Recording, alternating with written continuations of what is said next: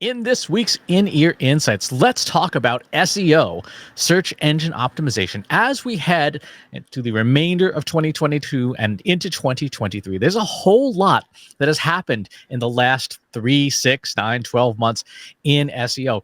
We've seen new models come out from Google and plenty of announcements, huge algorithm changes like the Google Helpful Content Update.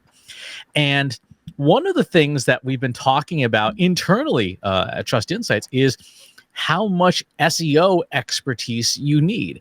Now, Google just released yet again some brand new guidelines, and they're actually much simpler than they used to be. So there's two parts. One, make sure your site works, and two, here's a list of things not to do. And it was all spammy stuff, basically things that were like working SEO tricks 15 years ago that aren't anymore. So Katie, when we talk about SEO and doing SEO and whether you need to be an SEO expert, what comes to mind first for you?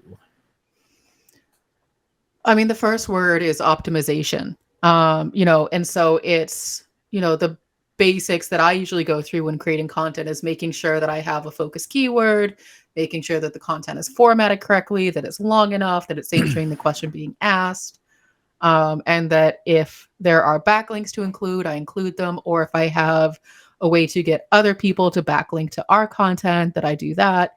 So I make sure that all of those things are in place. So that in my head is, if I'm doing those things, then I'm at least checking the boxes on basic SEO. I'm not going too deep, but I'm not ignoring it. Okay. I'm going to suggest, actually, what I would like you to do briefly is, could you recap in general the 5 Ps? Sure. The 5 Ps are purpose, people, process, platform, and performance. Purpose being, what is the question being answered? What's the problem you're solving? People, who's involved in it, both internally and externally. Process, how are you doing the thing? Platform is, what are you using to do the thing? And performance is, were you successful? What is your measure of success? Okay. For people doing SEO, because of the nature in which Google's AI models now work, beyond the technical basics, making sure the site works, doing all the usual housekeeping stuff, the most important thing that you can do as a content creator is build a sort of a 5P checklist for the consumer. So what is the purpose of the content you're creating? Like, what, to your point, what questions does the content answer? Who is consuming the content? Who are the people that are reading the thing that you want to have reading? The process, how do people consume your content, right? Which dictates the platform. Do people want to read your content? Do they want lots of cool pictures? Do they want video? Do they want audio? All of these are modalities that Google now supports in its enhanced AI models. And then performance. What is the next step for the customer after they've consumed the content? Now, obviously, as marketers, we want them to like, hey, buy our stuff. But realistically, should there be other performance measures? So from that perspective, Katie, when you take a look at your average blog post that you're working on, walk through how you would think about the 5 Ps with a piece of content you're working on from the customer's perspective. From the customer's perspective, the first 4 Ps, purpose, people, process, and platform, I think you have those pretty well covered. It's the performance, the measure of success, that I think you need to get a little bit deeper on. And so you said that the measure of success in that example was some sort of taking an action. I would say even prior to that, it's, did you reach people where they're at? Did you create content that people actually wanted? And that comes through, different metrics such as impressions and clicks and engagement, and return users. And, that page being one that contributes to conversions. And so making sure that you're looking at your measures of success from all angles, because if your measure of success is purely, I want people to take the call to action, from where I sit, I feel like that's too vague of a measure. It doesn't really tell me if we were successful, because let's say the call to action is a contact form. Well, guess what? That's not the only piece of content that leads to the contact form. So I need to understand, was this particular piece of content helpful? And so that goes back to, what is the purpose of doing this whole exercise in the first place? Well, the purpose is to create a piece of content that people will find helpful and will then lead them to take some kind of an action. And then you Hmm. start to go back through, well, who are the people we want to take the action? Who's the person who needs to create the content? What is the process for getting the content created? What is the dissemination process? And then the platform, where is this disseminated? Where is it hosted? How easily can they access it? Is it gated or not? And then you go back to performance. Exactly. So you have the 5 Ps from the marketer's perspective, and then Mhm. the 5 Ps from the consumer's perspective. One of the Absolutely. things that I heard you say was taking a look at like your keywords and stuff when you're creating content. Again, let's flip that around. How would you take a keyword phrase Mhm. and how would you create a customer user story around that? Take something like marketing mix as your Mhm. keyword phrase. How would you turn that into a user? What is a user story, and how would you turn that into a user story? So a user story is a simple sentence that has three parts to it. As a persona, I want to so that. So the as a persona, the persona is the person, the audience. The I want to is the intent, and the so that is the outcome. And so basically, the formula is you create these user stories to help get organized so that you have the audience, you have how you're going to do it, and you have what the outcome is. So in this instance, so marketing mix was the keyword, right? Yes. So it's as a marketer, I want to understand what the marketing mix is so that I can apply it to my current marketing plans. So that's a very straightforward user story, but that then gives you the roadmap of, okay, now I know what my content needs to be about for this marketer. I need to explain what marketing mix is and how to use it in their marketing. Right. And from what you were saying, then how does that apply to the performance from the user's perspective? How would you measure the performance of that piece? So I would measure the performance of that piece by the amount of traffic that it gets, the amount of reshares that that piece of content gets, because those are indicators that people have found it helpful and that it answered the question. Okay. So when we talk about upgrading our SEO practices, one of the things that you'll note is that there's not a whole lot of technical, fumbling around here, other than make sure your website works. You've Mhm. got a logical progression, but for the most part, it's about creating helpful content, and and this is something that maybe you can talk about is you've expressed frustration in the past that a lot of our keyword lists and things that various tools generate aren't super helpful by themselves. And I was wondering if that's because we don't attach user stories to the keywords. I find our list unhelpful because of its redundancy, because of its limited. We've expanded our keyword list to a few thousand keywords, so it's not a small list, but the way in which we look at it in terms of, we use a predictive forecast to understand the popularity of any given search term during the course of the year, but then we also look at it in terms of uh, volume and difficulty. And what I get frustrated with is that I keep coming back to like the same half dozen keywords over and over again. And so I start to move down the list in terms of, well, nobody's really searching for this thing, but we could create content around it. And does that then become a waste of time because nobody's really searching for this thing? Or are they not searching for it because that's not the way that they would talk about it, or we don't know what questions they have about it? And so I find keyword lists limiting and frustrating for those reasons. Okay.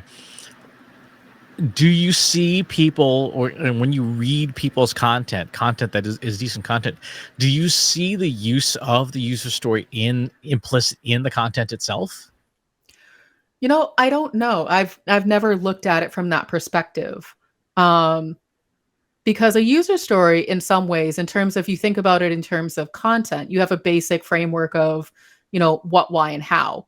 And so you could map a user story back to that in terms of what is it, why do I need it, how do I use it?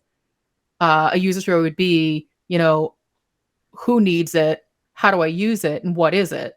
And so in some ways, good content does map to a user story, just not in that exact way. It should answer the what, why, and how. Um, but understanding the intent of the end user. So, what do they want to get out of the content? We can tell them how to apply it to their marketing, but maybe that wasn't their intent. Right.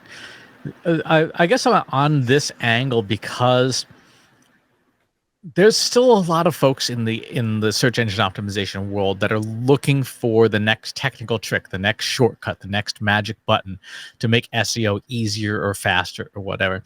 And given the complexity of the AI models that power SEO nowadays, the Mhm. days of the easy tricks are done. I mean, they've been done for a while. And as a result, to reach the next level of content creation, you've got to step up to actually helpful content. Even things like AI generated content. When we look at the outputs of these things, they don't really fulfill user stories. Like, they sound good, they sound Mhm. coherent and readable, but there's a reason why Google's come up with an algorithm adjustment like the helpful content update, because a lot of the stuff that machines are repurposing and sort of regurgitating isn't super useful. It doesn't, when you read a piece of machine generated content, it's pretty clear there isn't a user story embedded in it. It's just a Mhm. regurgitation of some basics. Well, and to sort of step backward, this was one of the reasons why I wanted to create a framework like the 5 Ps, because what I was seeing was a lack of emphasis on the people and the purpose. And I felt like those were steps that were missing in, digital transformation or in, artificial intelligence. It's implied that people have been taken into consideration, but it's not really, demonstrated that they've been taken into consideration. And so I have started my one person revolution to change that in terms of the 5 Ps, and putting people and the purpose right up front. Um, because ultimately, at the end of the day, people are the ones consuming this content. People are the ones who need to do something with this content. People are the ones who are programming these AI models and these algorithms and all of these things. And it tends to get overlooked and forgotten. And so there's a real person at the end of the line, either on the internal or the external side of it. How do you keep marketers from being too self-centered? Because one of the things that is likely to happen is the marketers going, I'm going to write a user story for this piece. As a marketer, I need 500 visits on this content piece so that I can generate 15 leads, which is a valid user story, Mhm. but it doesn't help the customer. And Google is focused on helping the customer, not helping us, the marketers. Well, that's why you need to be creating user stories from the perspective of the customer. It's an exercise that tries to get you to step into the shoes of your end user. And it's so I would say in that case, it's not as a marketer, it's as the end user. I want to find content that answers my questions about marketing mix so that I know how to use it in my marketing planning. And so it's this roughly the same user story, but by starting it with as the end user versus as a marketer, which is a little too vague, um, someone else who might be reading that user story might go, okay, but you've still made it about yourself, because no end user is going to say, as an end user, I want to read content that's going to get me to click on things 15 more times. That's not a realistic user story. But how do you get people out of that mindset of, I've got to make this thing about me? I've got to make, my content about me. I got to get people to click on my stuff. I mean, you can lead a horse to water, but you can't make him put on a bathing suit. And so if you are working with someone who is stuck in that, let's call it the narcissistic mindset of it's all about me and what I need, then their content is going to fail.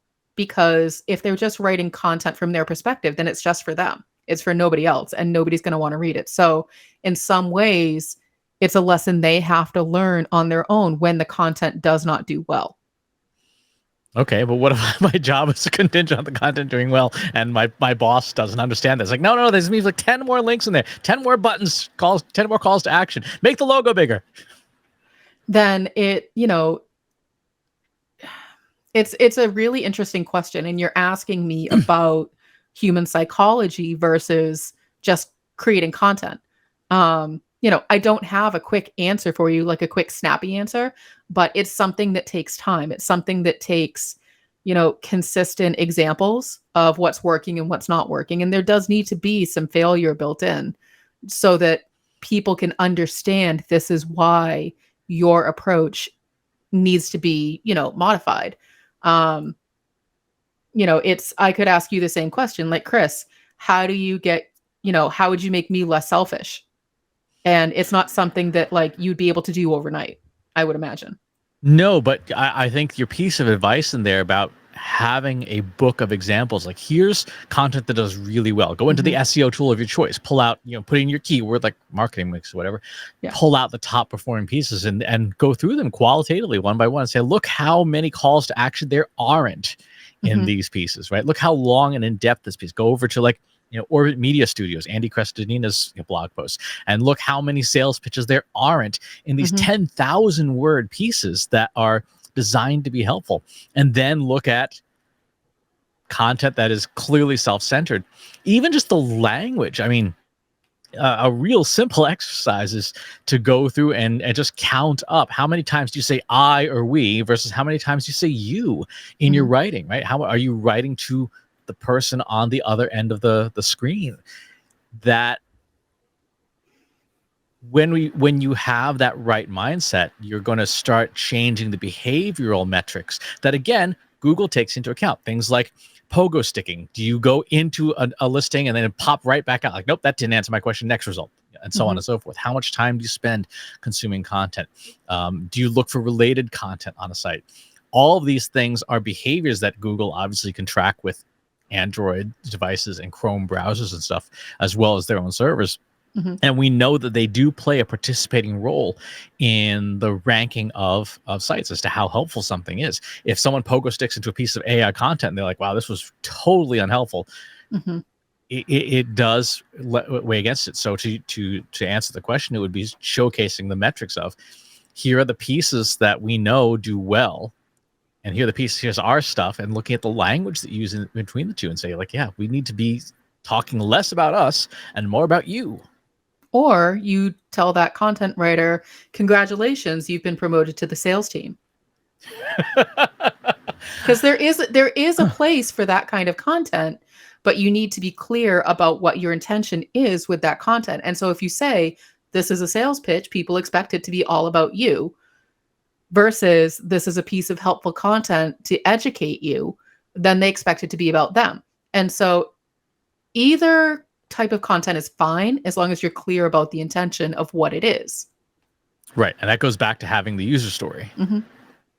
Yeah. So the reason we bring all this up is because we've been talking to some folks in the content and the SEO industry over the last few months as we've been out and about at all these different events. And some folks who have some more, I guess, behind the scenes inside lines have been saying that the changes that happened in 2022, they're not one and dones. These are continually evolving changes in how search engines rank content. Mhm. And we know that Google's multitask unified model, that's the fancy name for the new one, is continuing to evolve. It's not just rolled out and that's that. It is learning as it goes from all the data that's being generated. So the more unhelpful your content is, the more it doesn't have a user story, the less well it's going to do over time. It's Mhm. been very interesting looking even at the our own metrics, the Trust Insights metrics.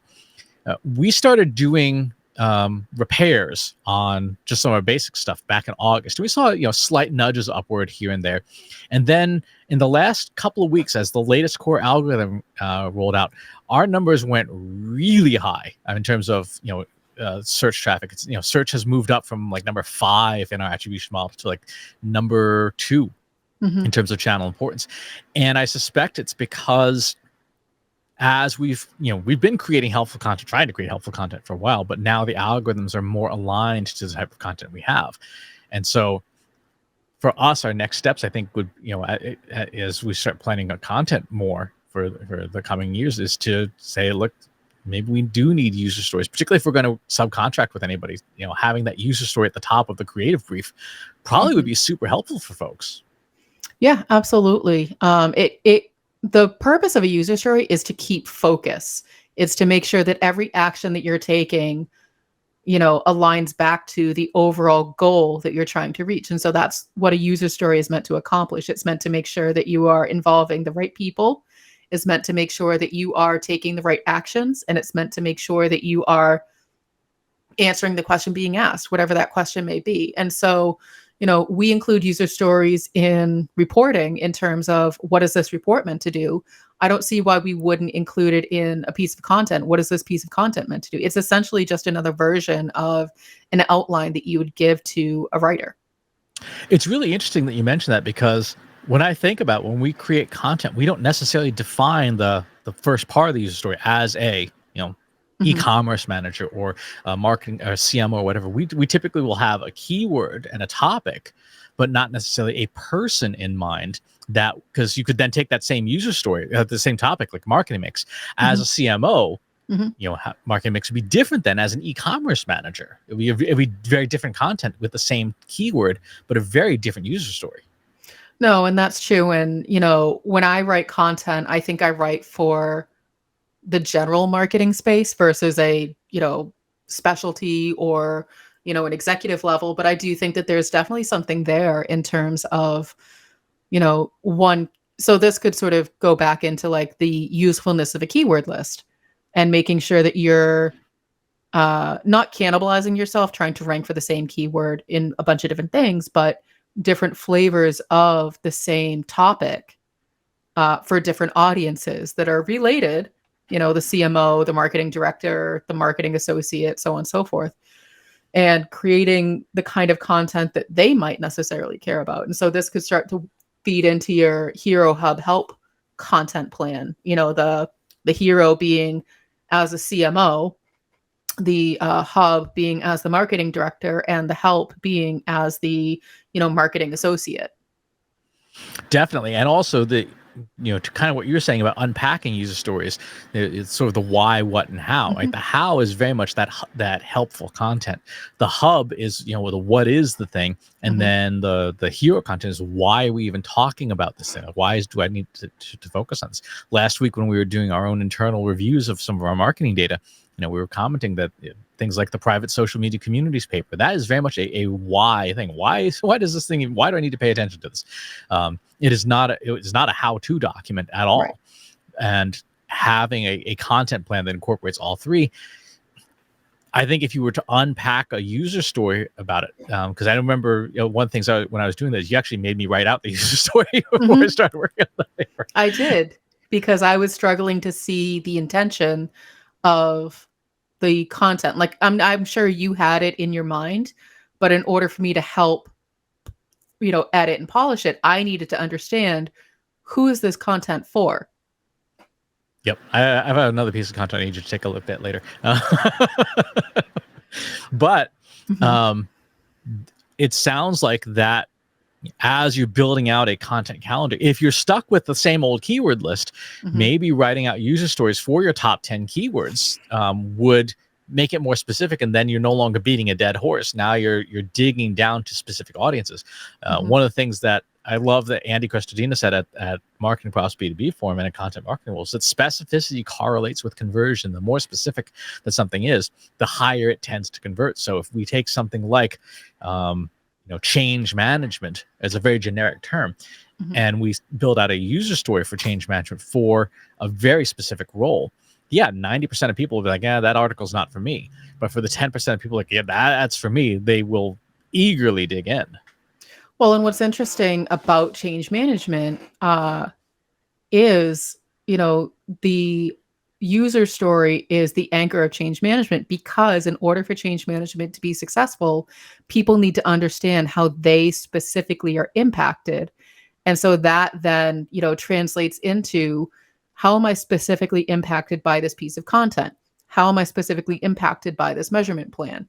And that's why putting people up front in this process is so important. And so the user stories, I do believe, should be detailed. You can have it from the perspective of your stakeholder, from the perspective of yourself, from the perspective of a prospect or, a repeat customer, and just trying to understand from their lens, what do they need out of this thing and how does that change it?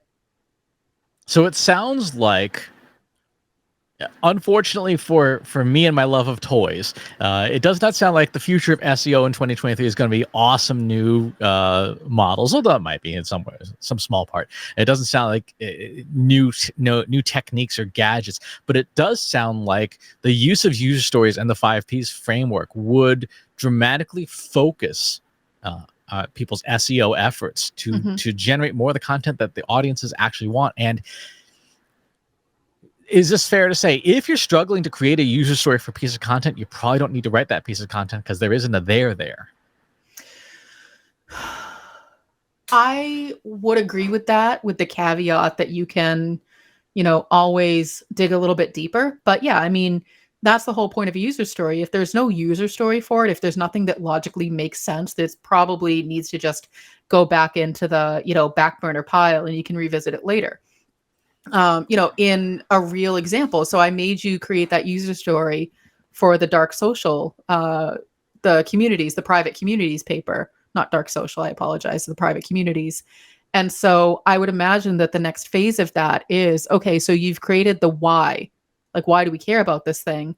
How can you use that same content and repurpose it for you know, what do I do with private communities and make it that how to not start to bring it down to that next level of content so that people can go, oh, okay, now I know what it is. Now I know why I care about it. How the heck do I use this thing? Yeah, spoiler. Spoiler, that's the content you want me to review. No. That's the book I'm going to be writing in November. I'm going to, instead of writing a novel for NaNoWriMo, I'm going to try and write that book. No, I've got a different paper on the Great Marketing Reboot. What I would recommend, and I would be interested to see how this exercise plays out, is set a user story for each chapter. And then that Mhm. way, the chapter itself, because I know for me, when I'm writing, I can tend to sort of go off on tangents and then be like, wait, how do I get myself back to this thing? But if I have a user story for, a chapter or a section, then I can at least go, wait, does this fit in here? So maybe not for the initial draft, but for the editing process. Yeah, definitely. It might be worth a try because I have to crank out 2,000 words a day. Is the requirement? So we'll see how that goes. Well, and let's be clear, this is a self-inflicted requirement. It's part of the contest. Fair enough. So, for your own SEO planning, as you're planning out and you're looking at your keyword list and you're saying to yourself, "Gosh, it feels like there's nothing new. It feels like we're Mhm. straining." Adopt the 5Ps process, adopt user stories into your SEO process, make your content more specific, make your content more focused around whoever your audience is, Mhm. they need you so that, Mhm. and see how it changes your content planning and your content creation as we head into the new year. If you've got comments or questions or you want to share user stories that you've built for your own content, pop on over to our free Slack group. Go to trustinsights.ai/analytics for marketers, where you and over 2,800 other marketers are asking and answering each other's questions every single day. And wherever it is you watch or listen to the show, if there's a platform you'd rather have it on, go to trustinsights.ai/TI podcast, and you can find the show wherever it is you prefer to enjoy it. And while you're there, leave us a rating and a review. It does help promote the show and get it to more people so they can be more helpful. Thanks for tuning in, and we'll talk to you next time.